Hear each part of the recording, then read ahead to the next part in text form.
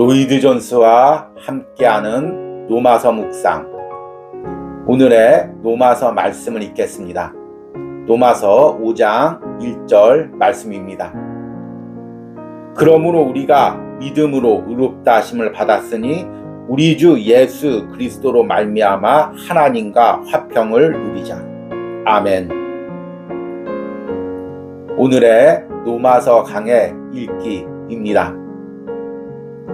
바울은 다른 여러 축복들은 하나님과의 화평 다음의 문제로 미루어 놓았습니다. 첫째는 하나님과의 화평입니다. 왜 제가 그 점을 강조하고 있는지 아십니까?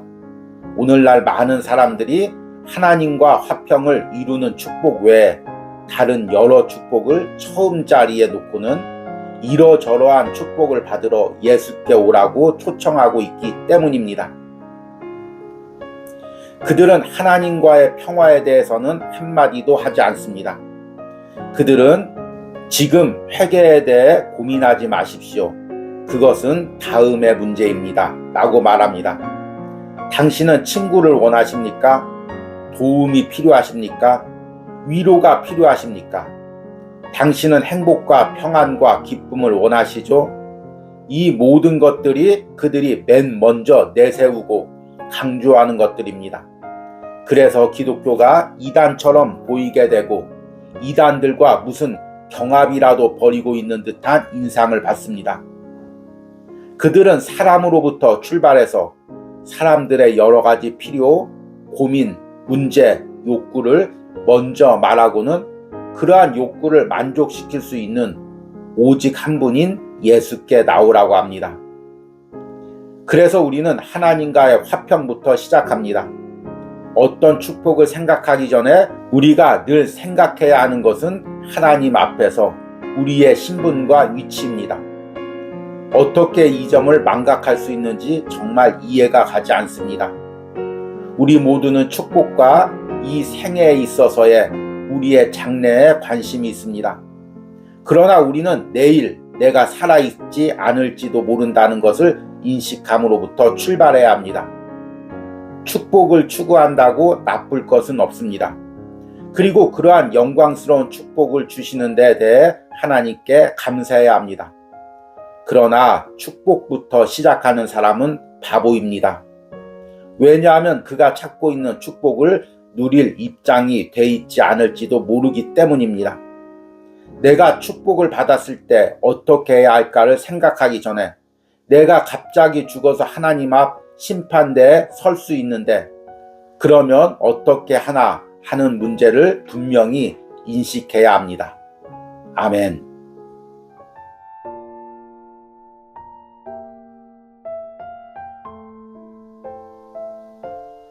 로이드 존스와 함께하는 로마서 묵상. 오늘의 로마서 말씀을 읽겠습니다. 로마서 5장 2절입니다.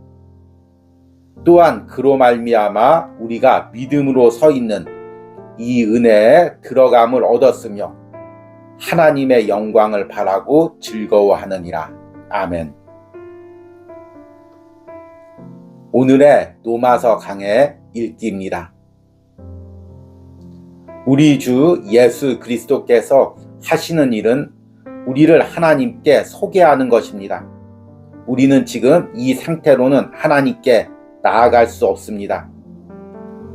우리는 죄로 부패하고 오염되어 있습니다. 우리의 의는 더러운 누더기에 불과하다고 성경은 말합니다. 우리는 내세울 만한 아무것도 가지지 못했으며 우리의 입은 것은 무가치하고 격에 맞지 않습니다. 그리고 우리 자신의 이름으로 들어가게 해달라고 요구할 아무런 권리가 없습니다. 그러나 스스로 들어가고 나아갈 자격을 가지신 분이 여기에 계십니다. 그는 우리의 죄를 해결하심으로 우리를 데리고 하나님 아버지께 나갈 수 있게 하시는 것입니다. 그는 우리를 소개하십니다. 그 모든 것을 하시는 이가 바로 예수 그리스도이십니다. 또한 그로 말미암아 우리가 누리는 평화는 그로 말미암아서입니다. 그리고 이 아련권과 들어갈 권리는 오직 완전히 그 안에만 있습니다. 그는 자기의 의로 우리에게 옷 입혀 우리를 데리고 가십니다. 우리는 그 안에서 이 특별한 신분에 부속된 모든 유익들을 얻었고 받았습니다. 다른 말로 하면 사도가 가르치고 있는 바는 이것이니, 즉 우리가 주 예수 그리스도를 믿음으로 말미암아 의롭다함을 얻었기 때문에 하나님께서 우리들을 하나님과의 교제로 인도해 드려서 우리가 전에 받을 수 없었던 하나님께로부터 나오는 은사들과 축복들을 받을 수 있게 하셨다는 것입니다. 하나님은 우리를 총애하시는 눈으로 보십니다. 죄인은 하나님의 싫어버린 바 되었습니다. 그 점이 죄인의 지위에 관한 가공할 일입니다. 하나님은 죄를 미워하십니다. 하나님은 전혀 정결하심으로 죄를 참고 보실 수 없다고 하박국은 말합니다. 그러나 이제 우리가 이 들어감을 얻었으니 하나님은 우리를 사랑스럽게 보시며 우리를 받아들일 뿐 아니라 우리를 받으시기를 기뻐하시고 우리를 축복하시기를 기뻐하십니다. 그것은 마치 그의 모든 생활을 궁궐 밖에서 보낸 어느 사람과 같습니다. 궁궐 안에는 끊임없는 부와 복락과 커다란 연회가 베풀어집니다. 그러나 그는 밖의 거리에서 떨고 있을 뿐 거기에 참석할 수 없습니다. 그에겐 들어갈 수 있는 어떠한 권리도 들어가기에 합당하지도 않습니다. 그런데 갑자기 기상천외의 방법으로 들어올 수 있도록 초청을 받고 예보까지 받게 된 것입니다. 아멘.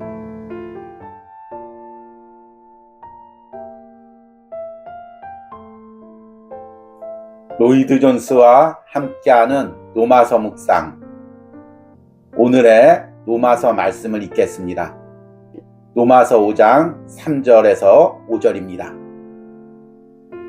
다만 이뿐 아니라 우리가 환난 중에도 즐거워하나니 이는 환난은 인내를, 인내는 연단을, 연단은 소망을 이루는 줄 알미로다. 소망이 우리를 부끄럽게 하지 아니함은 우리에게 주신 성령으로 말미암아 하나님의 사랑이 우리 마음에 부은 바 됨이니. 아멘.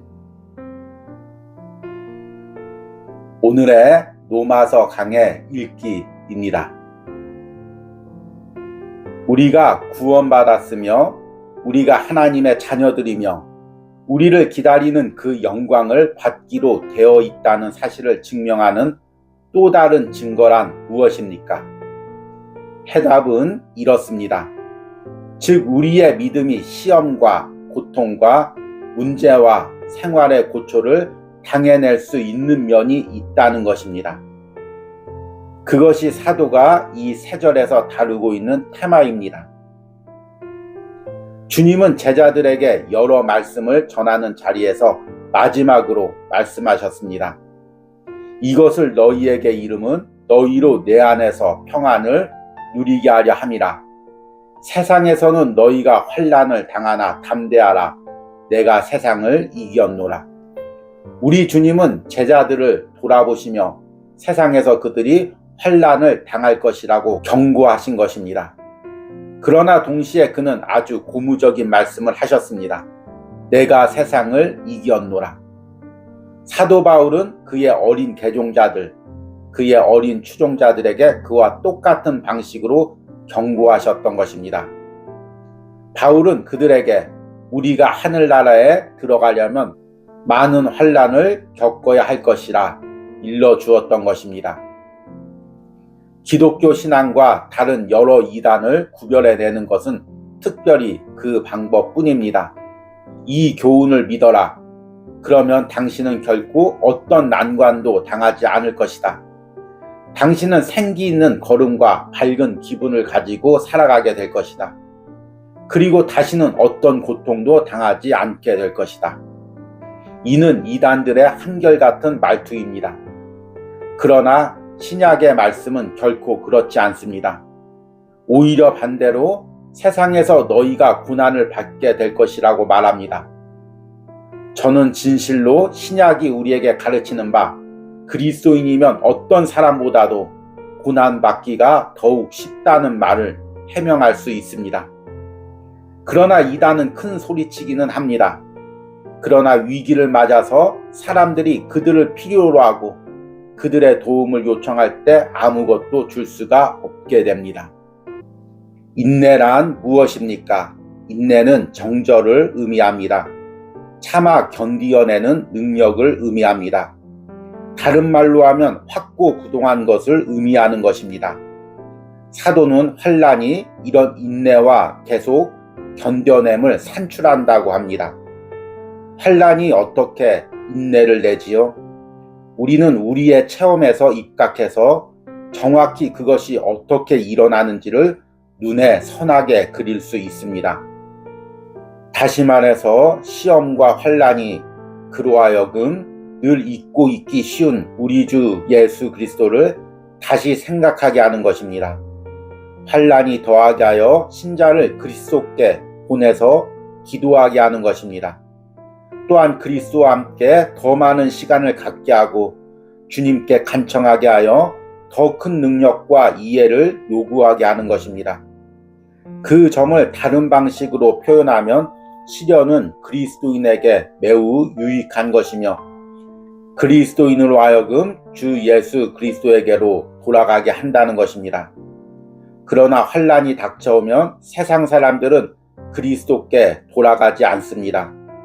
오히려 그를 더 멀리 떠나게 만들 뿐입니다.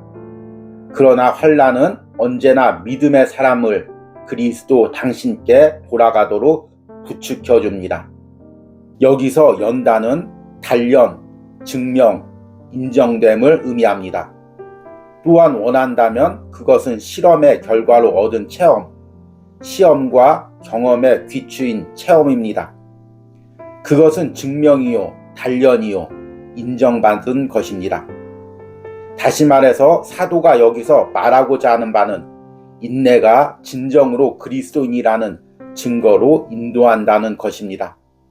우리는 테스트에 합격할 수 있는 것입니다. 이 인내는 우리가 정말 하나님의 자녀들로 인정받았는지 아닌지 청교도들이 흔히 간단하게 칭하던 거짓 신앙 고백은 아닌지 결정하는 시금석과 시험을 제공하는 것입니다. 환난은 이렇게 하여 역시 하나님의 사랑을 우리에게 나타내 줄 뿐만 아니라 동시에 나의 하나님에 대한 사랑을 시험하고 증명합니다. 내가 모든 것이 잘 될 때에만 하나님을 사랑한다면 나는 참다운 그리스도인이 아닙니다. 참다운 그리스도인은 욥과 같이 말할 수 있는 사람입니다. 그가 나를 죽일지라도 나는 그를 믿겠노라. 그가 참다운 그리스도인입니다. 베드로는 너희의 믿음이 금보다 귀하다고 말합니다. 금을 단련할 때 어떻게 합니까? 용광로 속에 집어넣어서 불순한 모든 찌꺼기를 태워 없애는 것입니다. 이 용액을 도가니 속에 넣고 모든 불순물을 태워 처리합니다. 그런 다음에 순수한 금만을 얻게 되는 것입니다. 환난과 시련도 그런 일을 합니다. 환난은 우리를 시험하고 증험하고 우리 안에 참된 것을 제외하고 전부 제거해 버리는 것입니다. 그 밖에 모든 것은 없어져 버리니 이 참된 믿음은 전보다 더욱더 빛나고 영광스럽게 되는 것입니다. 그 시련과 환난은 처음에 우리가 가졌던 소망에 대한 확신을 보다 더 확실하게 합니다. 이 모든 일을 치른 후에 우리가 하나님께 속해 있다는 것을 훨씬 더 확신하게 됩니다. 우리는 우리가 하나님의 자녀들이기 때문에 하나님께서 그 일을 시작하셨기 때문에 하나님의 영광을 바라고 즐거워한다는 것을 알았습니다. 그러나 고난의 용광로를 지난 다음 시련과 환난을 통과한 다음 나는 전에 가졌던 것보다 더 큰 소망에 대한 확신을 가지게 되는 것입니다. 아멘.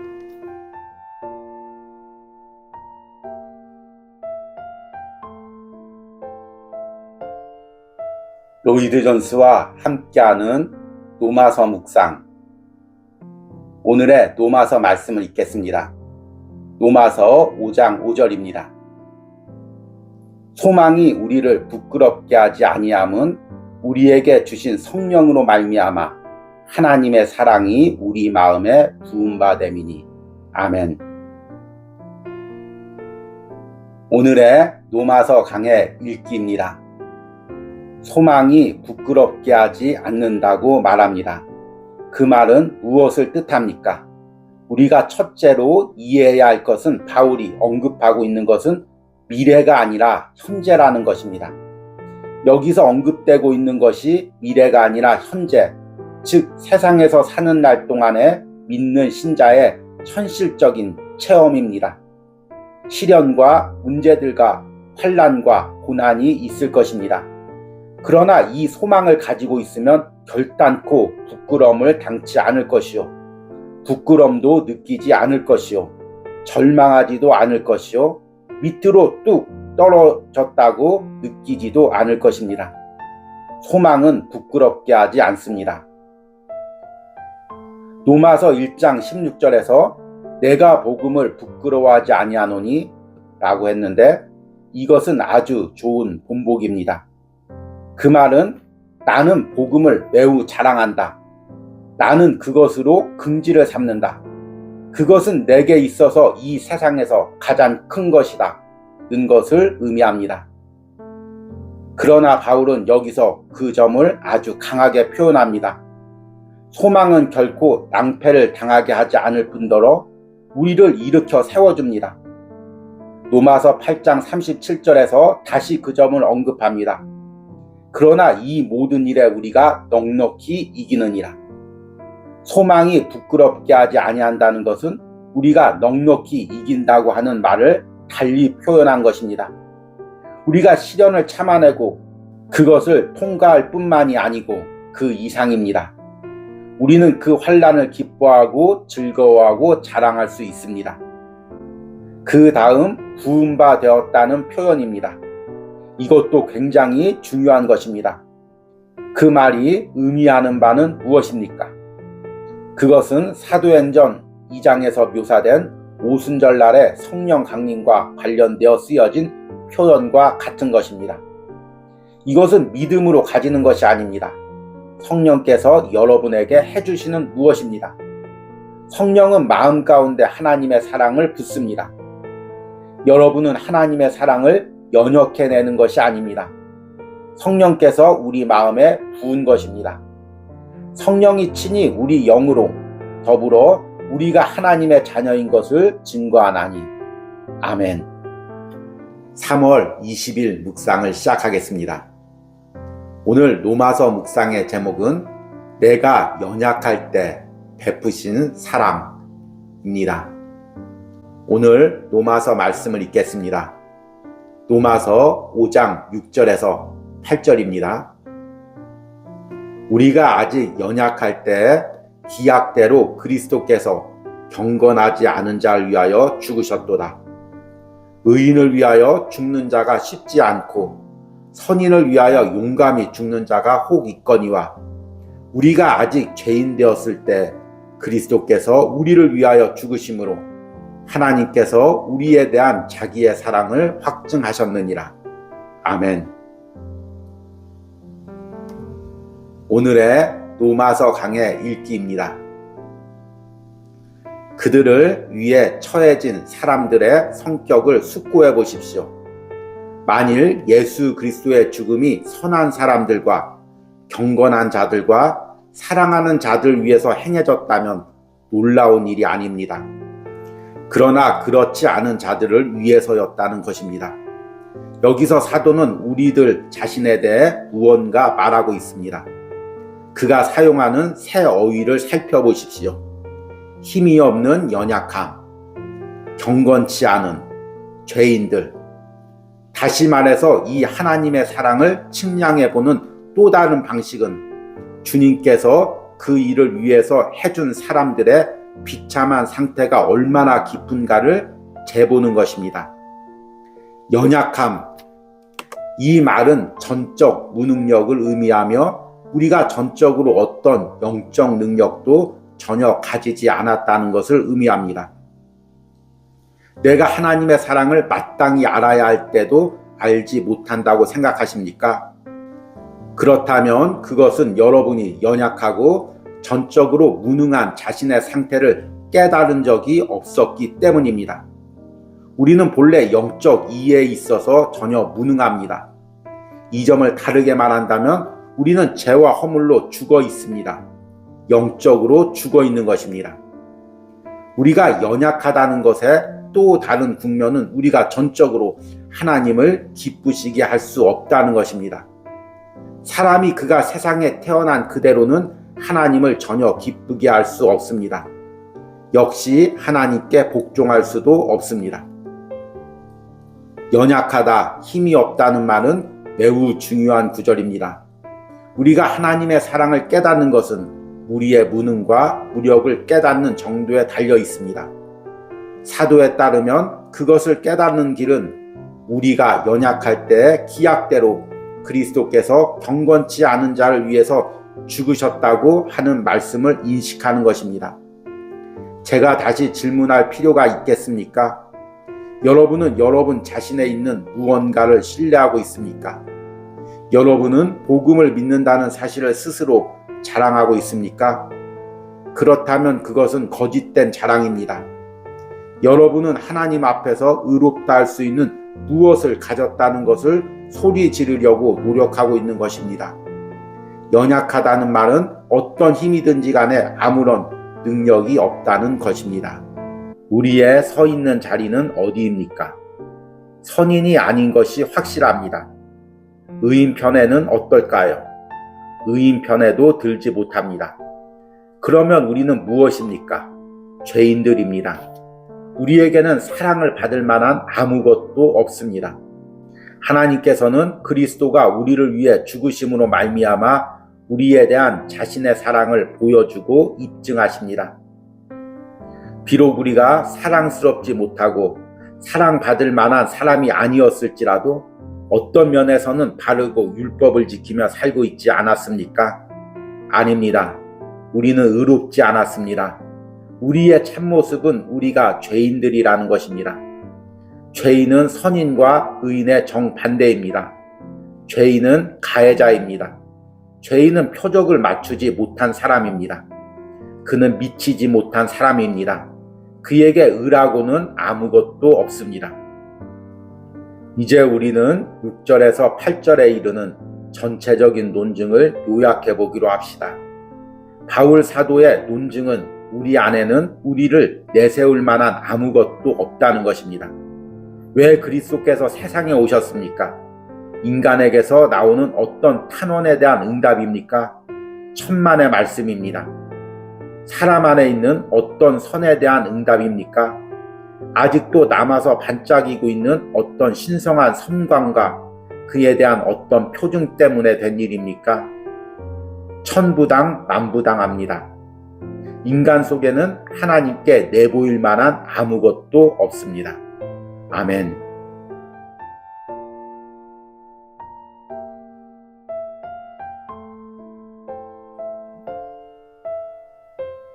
로이드 존스와 함께하는 로마서 묵상, 오늘의 로마서 말씀을 읽겠습니다.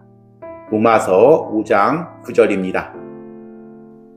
그러면 이제 우리가 그의 피로 말미암아 의롭다 하심을 받았으니 더욱 그로 말미암아 진노하심에서 구원을 받을 것이니. 아멘. 오늘의 로마서 강해의 읽기입니다. 사도가 여기서 제기한 문제는 이러합니다. 내가 어떻게 최종적이고 완벽한 구원을 받게 될 것을 확신할 수 있단 말인가? 죄책으로부터 내가 용서함을 받고 죄책으로부터 벗어나는 이상으로 내가 완전하게 구원받을 것이라는 것을 어떻게 알 수 있으며 현재와 심판날 사이에 어느 순간에도 나의 구원을 잃지 않을 것이라는 것을 어떻게 알 수 있는가? 바울은 이야기하기를 하나님께서 우리를 위해 그렇게까지 하실 정도로 사랑하셨다면, 즉 우리를 의롭다 하시기를 위해서 자기 아들을 우리 대신 십자가의 죽음에 내주시기까지 할 정도로 그렇게 우리를 사랑했다면, 만일 하나님께서 우리를 위해 그 일을 미리 하셨다면 또한 이 일에 대해서 어떠한 변명도 할 필요가 없다고 한다면 하나님께서 그리스도로 말미암아 진노하심에서도 우리를 구원할 것이라는 것입니다.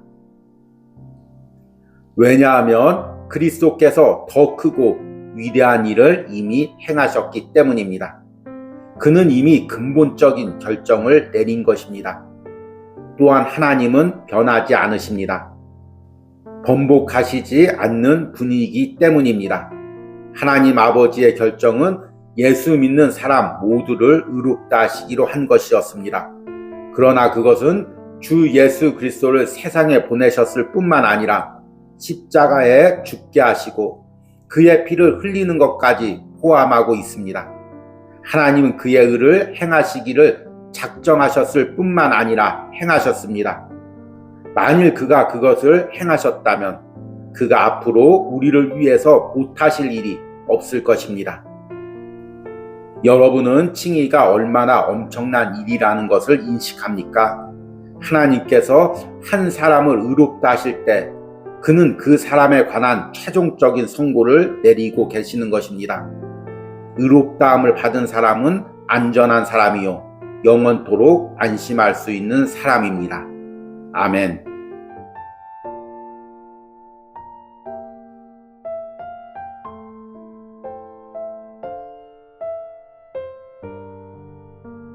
로이드 존스와 함께하는 로마서 묵상. 오늘의 로마서 말씀을 읽겠습니다. 로마서 5장 10절입니다. 곧 우리가 원수 되었을 때 그의 아들의 죽으심으로 말미암아 하나님과 화목하게 되었은즉 화목하게 된 자로서는 더욱 그의 살아나심으로 말미암아 구원을 받을 것이니라. 아멘. 오늘의 로마서 강의 읽기입니다. 사도가 말하고 있는 것은 만일 너희가 그 안에서 원수였을 동안에 너희를 향하신 하나님의 태도가 자기 아들을 보내사 너희를 위해 죽게 하셨을 정도라면 하나님께서 너희를 향하신 하나님의 태도가 지금 변화되어 너희를 그 자녀로 여겨주시는 일은 쉽지 않겠느냐고 하는 것입니다. 그것은 틀림없는 일입니다. 만일 그렇지 않다면 그것은 불합리한데 그것은 하나님이 변덕장이라는 것을 의미하는 것이기 때문입니다. 여러분이 하나님 앞에서 율법 아래서 원수였을 때 그의 아들이 죽으면서까지 여러분을 구원하실 정도로 여러분을 그렇게 대접하도록 계획하셨기 때문에 그가 그것을 번복하실 수 없다는 것은 분명합니다. 그리고 특별히 여러분을 하나님의 자녀로 받아들이셨을진데 결단코 그것을 무효화시킬 리가 만무합니다. 바로 그것이 화목의 요지입니다.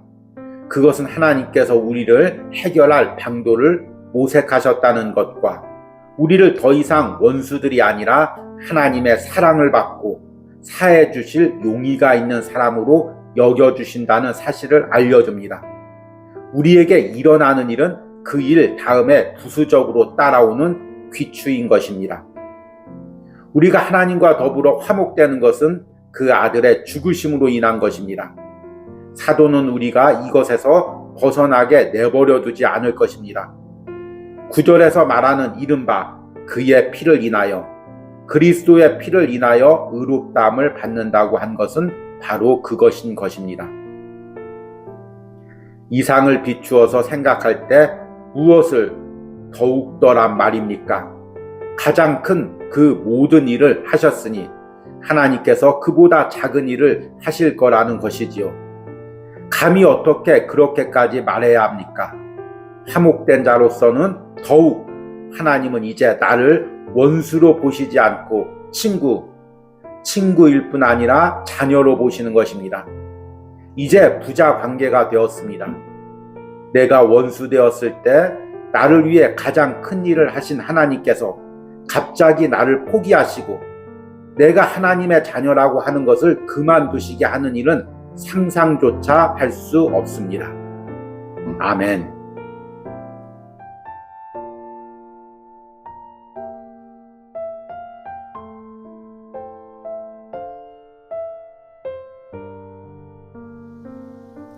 로이드 존스와 함께하는 로마서 묵상. 오늘의 로마서 말씀을 읽겠습니다. 로마서 5장 11절입니다. 그뿐 아니라 이제 우리로 화목하게 하신 우리 주 예수 그리스도로 말미암아 하나님 안에서 또한 즐거워하느니라. 아멘. 오늘의 로마서 강의 읽기입니다. 사도가 말하는 우리가 하나님을 자랑으로 여기거나 즐거워하거나 기뻐한다고 하는 것은 어떤 의미를 가지고 있습니까? 제가 드릴 수 있는 가장 간단하고 가장 편리한 답변은 여러분들이 웨스터민스터 소요리 문답의 제1문을 생각토록 하는 것입니다.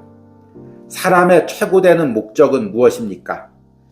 사람의 최고되는 목적은 하나님을 영화롭게 하며 영원토록 그를 즐거워하는 것입니다.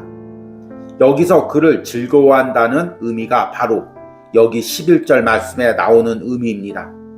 하나님을 자랑으로 여긴다는 것은 하나님을 즐거워하고 영원토록 그를 기뻐한다는 것입니다. 그것은 그를 사랑하고 찬양하고 하나님을 우리의 가장 중요한 기쁨으로 여기는 것을 말합니다. 사도 바울은 빌립보서에서 이 점을 권면 형식으로 그러면서도 사실상 바울은 명령조로 말하고 있습니다. 정말로 나의 형제들아 주 안에서 기뻐하라. 그러나 그는 거기서 끝날 리가 없습니다. 4장 4절에서 주 안에서 항상 기뻐하라. 내가 다시 말하노니 기뻐하라. 이것은 기독교인의 생활 규범입니다. 이는 기독교의 주요 특징임에 틀림없습니다. 그것은 즉 주를 항상 기뻐한다는 그 말은 참된 기독교 신앙의 표지입니다. 이것이 없이는 그리스도인에게는 무엇인가 심각한 잘못이 있는 것입니다. 주를 항상 기뻐하지 않는 것은 죄입니다. 아멘.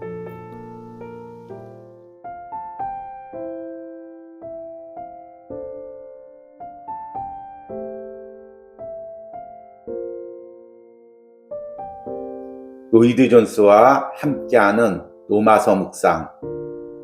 오늘의 로마서 말씀을 읽겠습니다.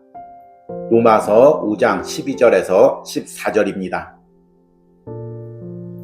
그러므로 한 사람으로 말미암아 죄가 세상에 들어오고 죄로 말미암아 사망이 들어왔나니 이와 같이 모든 사람이 죄를 지었으므로 사망이 모든 사람에게 이르렀느니라. 죄가 율법 있기 전에도 세상에 있었으나 율법이 없었을 때는 죄를 죄로 여기지 아니하였느니라. 그러나 아담으로부터 모세까지 아담의 범죄와 같은 죄를 짓지 아니한 자들까지도 사망이 왕노릇하였나니 아담은 오실 자의 모형이라. 아멘. 오늘의 로마서 강의 읽기입니다. 우리의 모든 고통을 설명해 주는 것은 우리의 아담과의 연합입니다. 그것은 우리의 구원을 설명하는 그리스도와의 연합과 상응하는 것입니다. 아담이 죄를 지었을 때 우리 모든 사람은 죄 지은 것이고 사망과 심판이 모든 사람에게 이르렀습니다. 사도는 우리 모두에게 죽음을 가져다 주고 우리 모두를 죄인으로 정해놓은 것은 한 사람의 한 행동, 한 불순종, 한 범죄라는 것을 확증하고 있습니다.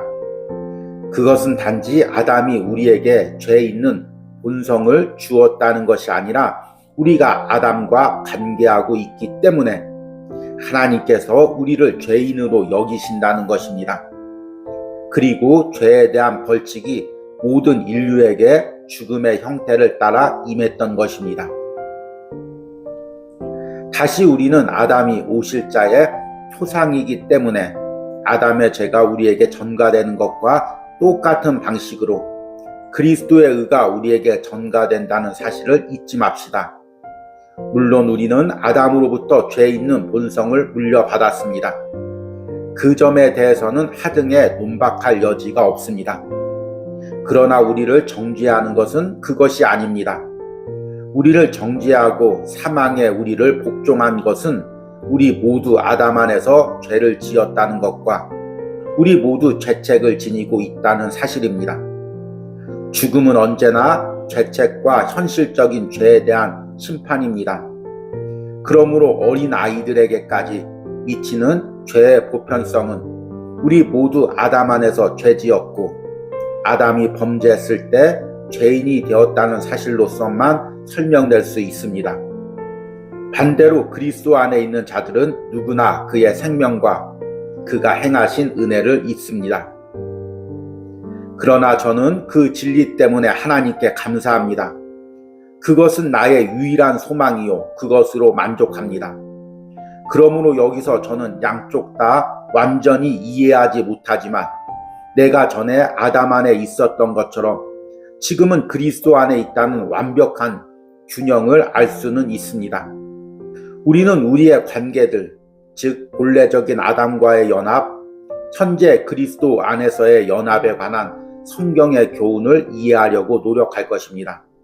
우리가 이 구절의 교훈에서 충만한 은혜를 받으려 한다면 그 일은 필요 불가결합니다. 우리가 그리스도와 함께 죽고 함께 장사되고 함께 부활했다고 하는 6장에 이르게 될 때 그것은 더욱 절실합니다. 아멘.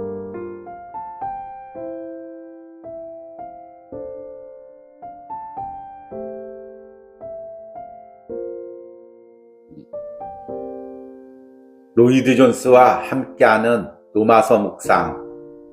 오늘의 로마서 말씀을 읽겠습니다. 로마서 5장 12절서부터 14절입니다. 그러므로 한 사람으로 말미암아 죄가 세상에 들어오고 죄로 말미암아 사망이 들어왔나니 이와 같이 모든 사람이 죄를 지었으므로 사망이 모든 사람에게 이르렀느니라.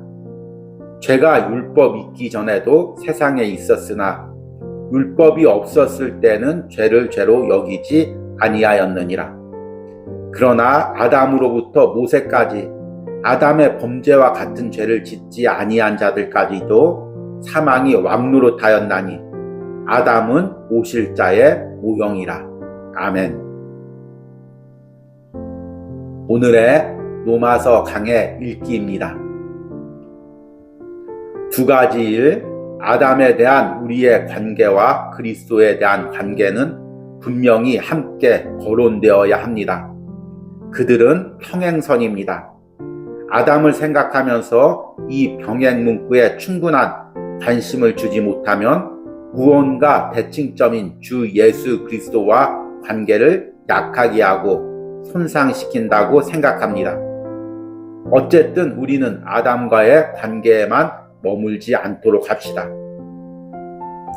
아담과 그리스도는 하나님과 언약을 맺고 있으므로 각자는 언약적 머리입니다. 하나님은 우리가 말했듯이 아담과 언약을 맺었습니다. 하나님은 사실상 아담에게 이렇게 말씀하신 셈입니다. 내가 어떤 조건을 지키는 한 나와 교제의 삶을 계속해서 누릴 수 있다. 저 나무의 열매를 먹어서는 안 된다. 그것은 금지 조항이다. 만일 내가 그것을 먹으면 정녕 죽으리라. 그것은 하나의 언약이었습니다. 정확히 같은 방법으로 하나님은 자기 아들과 언약을 맺으셨습니다. 그를 자기 백성의 머리와 대표로 지명하시고 그와 언약을 맺으셨습니다. 언약은 만일 그가 백성들의 죄를 담당하시면 그는 그들을 구원하고 그들은 그의 백성이 될 것이라는 것입니다. 만일 그가 율법에 복종하여 하나님께 만족을 드리고 이 백성들의 죄를 지시고 그들이 담당할 벌을 담당하시면 그들은 해방되고 하나님 앞에서 의롭다 선언될 것입니다. 하나님께서 그의 아들과 맺은 구속 언약은 그러합니다. 그러므로 그들 각자 아담과 그리스도는 그와 맺은 언약의 머리입니다. 유사성의 다음 요점은 각자 그의 모든 자손을 대표했다는 것입니다. 고린도전서 15장 21절에서 22절의 말씀에 귀를 기울여 보십시오. 사망이 사람으로 말미암는도다. 아담 안에서 모든 사람이 죽은 것 같이 그리스도 안에서 모든 사람이 삶을 얻으리라. 각자는 그의 모든 자손을 대표합니다. 그리고 유사성의 마지막 요점은 각자 자기가 한 일의 효과와 열매들을 자기 자손에게 물려주었다는 것입니다. 아담의 죄와 그 결과들은 우리 모두에게 예외 없이 이르렀습니다. 그리스도의 순종과 은은 그를 믿는 모든 자에게 미쳤습니다. 아멘.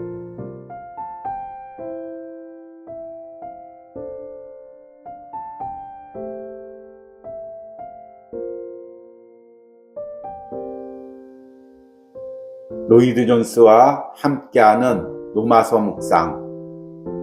오늘의 로마서 말씀을 읽겠습니다. 로마서 5장 15절입니다.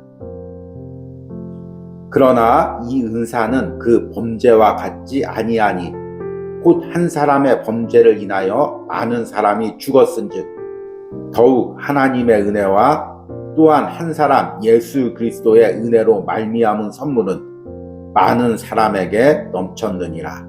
아멘. 오늘의 로마서 강의 읽기입니다. 우리 모두는 육신적으로는 아담에게서 나왔지만 주 예수 그리스도와 우리의 관계는 육신적인 관계가 아니라 영적인 것입니다. 이 점은 우리의 심중에 언제나 간직하고 있어야 하는 점입니다. 범죄란 낱말과 은사란 낱말 자체가 우리의 심중에 하나의 대조를 즉시 암시해 줍니다. 그러나 사도는 그것을 객관적으로 진술하는 것으로 만족하지 않고 우리를 위해 그것을 잘게 나누어 주었습니다. 어쨌든 근본적인 것은 우리가 한편에서는 범죄를 가지고 있지만 다른 편에서는 이 위대하고 영광스러운 은사를 가지고 있다는 것입니다. 우리가 아담과 우리의 관계를 생각할 때 우리의 마음에 즉각적으로 떠오르는 것은 아담의 범죄요, 그가 저지른 죄요, 그가 타락해 들어간 범법이요, 그가 행한 불순종입니다. 그러나 은사는 그 범죄와 같지 아니하니 그 어휘 자체가 즉시 완벽한 대조를 강조합니다. 은사는 값없는 선물, 우리는 사계 영역 밖에 있습니다. 그러나 여기에 또 다른 요소가 있습니다. 저는 사도가 더욱더 란 말로써 사망과 생명 사이의 대조를 의중에 두고 있다고 믿습니다. 사망은 피할 수 없는 것이고 사망은 확실합니다. 죽음에 관하여는 두말할 필요도 없습니다. 그러나 결국 사망은 생명만큼 능력 있지 못합니다. 이것이 상이점입니다. 그는 사망과 생명을 대조시키고 있습니다. 한 사람의 범죄로 인해서 많은 사람이 죽었습니다. 그러나 여기에 불멸의 생명, 영생, 하나님의 생명을 가지고 있는 한 분이 계십니다. 그것이 사망보다 더욱더 큽니다. 만일 사망이 확실하다면 생명은 얼마나 더 확실한 것입니까? 우리는 더 이상 사망 아래 있지 않습니다. 그러나 그 영역에는 생명의 능력을 체험하여 우리는 더욱더 라고 말합니다. 은혜는 항상 흘러 넘칩니다. 은혜는 결단코 통계적이거나 수리적이거나 대가의 차원에서 생각되어서는 안 됩니다. 결단코 그것은 아닙니다. 은혜를 잴 만한 기구도 없고 한계도 없고 한정 지을 수가 없습니다. 가장 중차대한 질문은 이것입니다. 여러분은 이 넘치는 은혜를 아십니까? 그것을 기뻐합니까? 그것을 생각하고 가슴이 벅차오릅니까? 그것을 체험하셨습니까? 교회 밖에 있는 사람들을 끌어들이기 시작하는 것은 교회의 일원인 여러분과 나, 그리고 다른 모든 사람들이 마땅한 바대로 이 넘치는 은혜를 즐거워하고 있을 때뿐이라는 것을 더욱더 확신하는 것입니다. 바로 그것이 전도에 대한 내 나름의 이해입니다. 만일 여러분이나 저나 다른 모든 그리스도인들이 넘치는 은혜와 더욱더를 체험하고 있는 사람으로서 세상을 살아나간다면 사람들이 하던 일을 멈추고 직장과 거리에서 이렇게 우리에게 물을 것입니다. 그것이 무엇인지 말해 주십시오. 나는 그것을 알기를 원합니다. 나 자신을 위해서 그것을 알기 원합니다. 그러나 너무나 흔하게 그들이 우리를 살펴보고는 만일 이것이 기독교라면 나는 그것을 원치 않습니다 라고 말하는 것을 듣습니다. 은혜의 풍성을 즐거워하지 않는 삶은 일종의 죄악입니다. 여러분이 왕자의 삶을 누리도록 되어 있는데 거지로서 산다면 그것은 죄악입니다. 우리들은 결코 빈궁하게 살아나가게 되어 있지 않습니다. 우리는 하늘나라 왕의 자녀들입니다. 여러분의 머리를 드십시오. 그리고 여러분의 생애와 체험에서 하나님의 은혜의 풍성을 보이면서 세상을 살아나가십시오. 그럼으로써 그의 은혜를 선포하고 그를 선양하십시오. 아멘.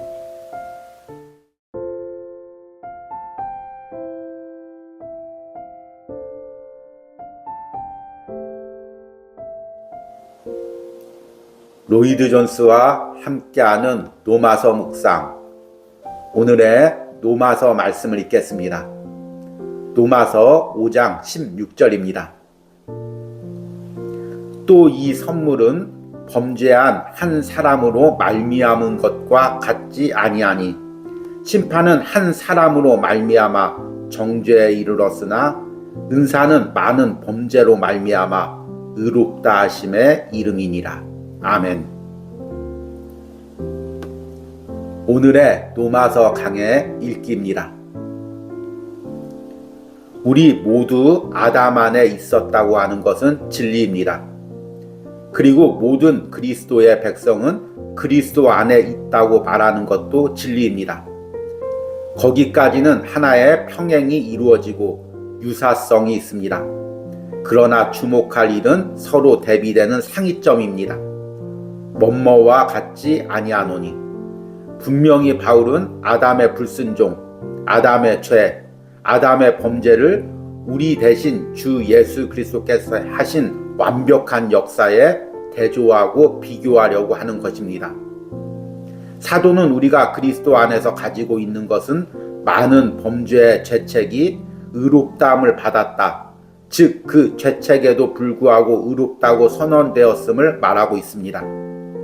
제가 보여드린 바와 같이 많은 범죄는 아담의 한 범죄와 대조되어 있습니다.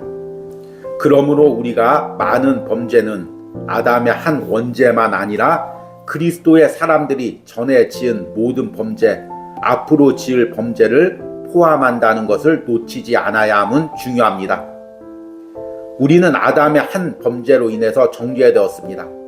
그러나 의롭다 하심에 이르게 될 때에 우리는 그 한 범죄에 관해서 뿐만 아니라 우리 자신이 지은 모든 죄, 많은 범죄에 관해서도 의롭다 하심을 얻는 것입니다. 우리를 위하신 그리스도의 사역은 우리가 아담으로부터 물려받은 것뿐 아니라 우리 스스로 전에 저지른 모든 죄와 범죄로부터도 구원받고 깨끗함을 받는 것입니다. 그 얼마나 크고 그 얼마나 값없이 주신 영광스러운 구원입니까?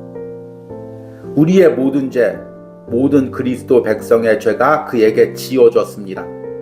아직 태어나지도 않았지만 앞으로 그의 백성이 될 자들의 모든 죄도 그에게 짊어지었습니다. 그를 믿는 모든 자들은 그 안에서 모든 죄, 과거, 현재, 미래의 모든 죄로부터 의롭다함을 얻은 것입니다. 바울은 바로 그 점을 말하고 있는 것입니다. 그는 한 범죄와 많은 범죄를 대조하여 그 점을 나타낸 것입니다. 아멘.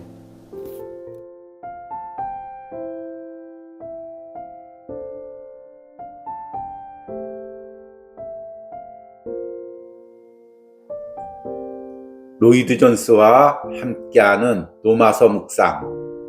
오늘의 로마서 말씀을 읽겠습니다. 로마서 5장 17절입니다. 한 사람의 범죄로 말미암아 사망이 그 한 사람을 통하여 왕노릇하였은즉 더욱 은혜와 의의 선물을 넘치게 받는 자들은 한 분 예수 그리스도를 통하여 생명 안에서 왕노릇하리로다. 아멘. 오늘의 로마서 강해 읽기입니다. 우리는 이제 사망이 한 사람으로 말미암아 왕노릇하였다고 한 구절을 검토해 봐야 합니다. 다시 강조점이 그 한 사람에게 주어집니다. 사도가 이것을 계속 반복하는 것은 그가 이것을 가장 중차대한 과제로 여긴다는 사실의 증거입니다. 그 한 사람 아담과 그 한 사람의 범죄, 하나의 문장 내에서 한 사람으로 말미암아란 말을 2번이나 쓰고 있습니다. 한 사람 아담과 그의 한 범죄가 죽음을 가져왔습니다. 그러나 사도가 이것을 가장 유별한 구절, 한 사람의 범죄로 인하여 사망이 왕노릇하였다는 구절에서 표현하고 있다는 것을 주시하십시오. 사망이 왕노릇하였다. 그 얼마나 생생한 진술입니까? 여러분은 그리스도와 상관없는 이 세상의 삶을 그 구절보다 더 완벽하게 압축시키는 진술을 상상이나 할 수 있습니까? 사망이 왕노릇한다. 사망은 정복자로 왔고, 사망은 모든 사람을 이겼고, 사망은 모든 육체를 장악했습니다. 그래서 전 인류는 이 한 사람 아담의 죄와 결과로 사망의 폭군에게 무릎을 꿇게 되었던 것입니다. 이 진술에 대한 아주 훌륭한 주석은 히브리서 2장 14절에서 15절에 있습니다. 자녀들은 혈육에 속하였으며 그도 또한 한 모양으로 혈육에 함께 속하심은 사망으로 말미암아 사망의 세력을 잡은 자, 곧 마귀를 없이 하시며 또 죽기를 무서워함으로 일생에 매여 종노릇하는 모든 자들을 놓아주려 하심이라. 바로 그것이 죄에 매여 있는 인생입니다. 그러면 우리가 한 사람 예수 그리스도로 말미암아 생명 안에서 왕노릇한다는 것은 무슨 뜻입니까? 부분적으로는 우리가 예수 그리스도에 의한 생활 속에서 그리고 지금 여기 현실 세계에서 왕노릇한다는 것을 의미합니다. 죄와 허물로 죽은 우리들을 그리스도와 함께 살리셨고 또 함께 일으키사 그리스도 예수 안에서 함께 하늘에 앉히시니 그것은 우리에게 이미 되어진 일입니다. 이 진리를 나타내는 또 다른 진술은 히브리서 2장 15절에서 발견됩니다. 그리스도의 사역은 죽기를 무서워함으로 일생에 매여 종노릇하는 모든 자들을 놓아준다고 말합니다. 그리스도로 말미암아 그리스도인은 죽음의 공포에서 벗어나게 되는 것입니다. 그는 이제 더 이상 그러한 공포에 비굴하게 매여 있지 않고 정복된 죽음 위에 생명 안에서 왕노릇하는 것입니다. 그리스도인은 이미 그것을 만나기 전에 죽음에 대한 승리를 한 것입니다. 그러나 그뿐만이 아닙니다. 죄가 그리스도인 위에 왕노릇하지 못한다는 것입니다. 왜냐하면 기억하시다시피 죄는 심판에 이르고 심판은 사망에 이르기 때문입니다. 그래서 만일 우리가 생명 안에서 왕노릇한다면 죄의 지배로부터 반드시 자유로워져야 합니다. 로마서 6장 14절에서 바울은 죄가 너희를 주관치 못하리니 이는 너희가 법 아래 있지 아니하고 은혜 아래 있음이라. 우리가 죄에 대해 승리했을 뿐 아니라 마귀에 대해서도 승리를 한 것입니다. 마귀를 대적하라 그리하면 피하리라. 너희는 믿음을 굳게 하여 저를 대적하라.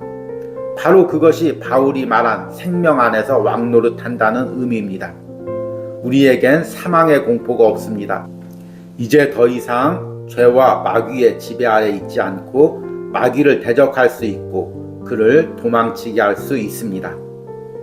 그러나 장엄하고 영광스러운 일들이 오고 있습니다. 우리의 현재 왕노릇은 그에 대한 첫 열매의 지식에 불과합니다. 우리가 주님과 함께 있을 주께서 다시 오실 때까지는 생명 안에서 왕노릇한다는 것이 무엇인지 진정으로 알지 못할 것입니다. 장차 우리가 왕노릇할 것을 어떻게 표현할 수 있겠습니까? 사도는 이미 2장 7절과 10절에서 그것에 대한 힌트를 주었습니다. 그는 우리가 영광과 존귀와 영원함과 평강을 기대하고 있다고 말하고 있습니다. 아멘.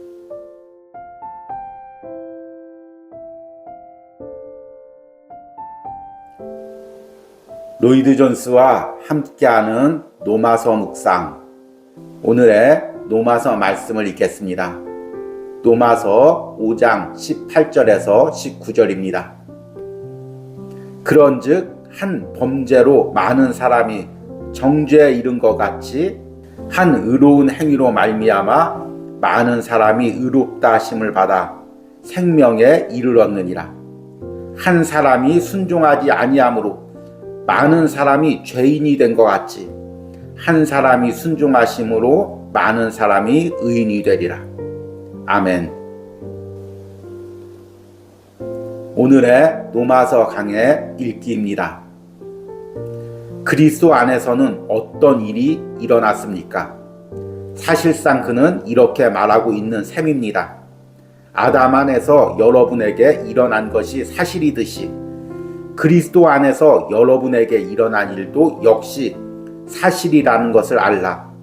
만일 한쪽이 확실했다면 다른 한쪽도 동시에 확실하다는 것을 인식하라. 아니, 더욱더 확실한 것을 알라. 왜냐하면 여기서는 하나님의 진노와 심판이 아니라 하나님의 은혜가 들어오기 때문이다. 우리의 구원은 전적으로 그의 것이요 그로부터 오며 그 안에 있습니다. 나의 나됨이 전적으로 아담에게 왔듯이 내 모든 의와 나의 그리스도인 됨은 전적으로 주 예수 그리스도로부터 옵니다. 우리는 생명 안에 있습니다. 우리는 생명 안에서 왕노릇하고 있습니다. 우리는 이제 생명과 영생의 세계와 그 영토에 속해 있습니다. 우리는 영원한 소망을 고대하고 있습니다. 19절은 그 점을 더 강하게 진술하고 있습니다. 한 사람의 순종치 아니함으로 많은 사람이 죄인 된 것 같이 한 사람의 순종하심으로 많은 사람이 의인이 되리라. 여러분은 정말 그리스도 안에 있는 자신을 보았습니까? 여러분 자신을 단순하게 보지 마십시오. 그리스도 안에 있는 자신을 보십시오. 왜냐하면 여러분이 바로 거기에 있기 때문입니다. 여러분은 그에게로 옮겨졌고 접붙여졌고 그 안에 있습니다. 그래서 여러분은 의인이 된 것입니다. 하나님께서는 여러분을 바로 그런 식으로 보시는 것입니다. 하나님은 더 이상 여러분을 죄인으로나 아담 안에 있었던 것으로 보시지 않습니다. 복음의 전체 요지는 바로 그것입니다. 여러분은 다시는 자신을 죄인으로 보아서는 안 됩니다. 여러분은 죄인이 아니라 하나님의 자녀입니다. 여러분은 실패하고 실수하는 자녀입니다. 그러나 더 이상 죄인은 아닙니다. 아멘.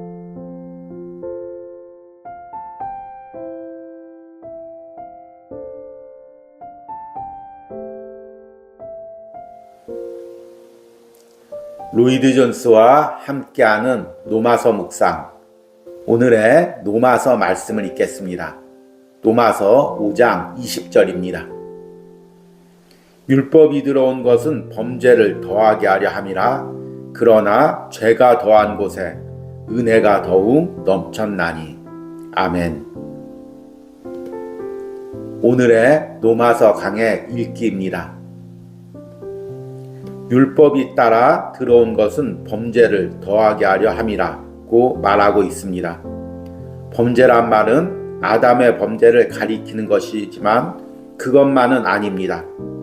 그것은 아담의 범죄로부터 연원된 모든 것을 의미합니다. 그리고 우리가 이미 알아본 것처럼 그것은 우리의 범죄 역시 포함하는 것입니다. 사도는 이미 16절에서 은사는 많은 범죄를 인하여 의롭다 하심에 이르렀다고 하였습니다. 그러므로 그가 범죄가 더하게 하려 한다고 말할 때 그는 아담의 죄와 그 후 모든 사람들의 죄 전부를 지시하고 있는 것입니다. 율법은 이 죄, 이들 실제적 죄와 범죄를 더하게 하기 위해, 말하자면 증가케 하기 위해 혹은 늘리기 위한 것입니다. 그러면 사도에 의한 율법의 기능이란 무엇입니까? 그것은 범죄, 죄들을 더하게 하기 위하여 따라 들어온 것입니다. 그러므로 우리는 하나님께서 이스라엘 민족에게 율법을 주신 것은 그들에게 율법을 복종함으로 구원 얻을 기회를 주시기 위한 것이라고 하는 생각을 완전히 제거해 버리도록 합시다. 율법은 우리의 죄에 대한 자각을 증가시키는 것입니다. 이것은 머리로만 아는 것이나 지적 정보의 문제만이 아닙니다. 만일 우리가 진정한 지식을 가지고 있다면 그것은 우리에게 죄의 과오를 깨닫게 합니다. 전에는 그것을 알지 못했습니다. 우리는 어린아이 같았습니다. 아주 작은 아이는 나쁜 일을 합니다만 자기가 하는 일이 무엇인지 진정으로 이해하지 못합니다. 그가 행하는 그릇된 것의 그릇됨을 이해하지 못합니다. 그가 향하는 그릇된 것의 그릇됨을 이해하게 되는 것은 그가 더 큰 지식을 배우게 되고 습득하게 될 때만입니다. 율법은 우리들로 하여금 우리의 죄를 더 깊이 깨달아 후회하게 합니다. 이런 지식을 가지고 우리가 그릇된 것을 할 때 우리가 나쁜 행동을 저지르고 있을 뿐 아니라 하나님의 권위에 도전하고 하나님의 거룩함과 의와 하나님의 율법에 우리 자신을 대적하게 하고 있다는 것을 깨닫게 되는 것입니다. 율법은 우리의 죄 지식만을 증가시킬 뿐이 아닙니다. 우리의 죄책감을 강하게 할 뿐 아니라 죄가 우리에게 해왔던 것 때문에 율법은 실제적으로 우리들로 하여금 죄짓게 하고 우리를 죄 속으로 밀어넣게 한다는 것입니다.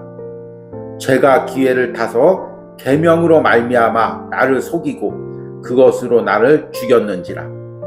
죄가 우리들에게 해온 일과 죄가 우리의 본성을 악용해왔고 그렇게 우리의 심정을 붙잡고 있기 때문에 우리에게 무엇을 하지 말라는 바로 그 율법이 우리들 안에서 그 일을 더욱 많이 하도록 정욕을 불러일으킨다는 것입니다.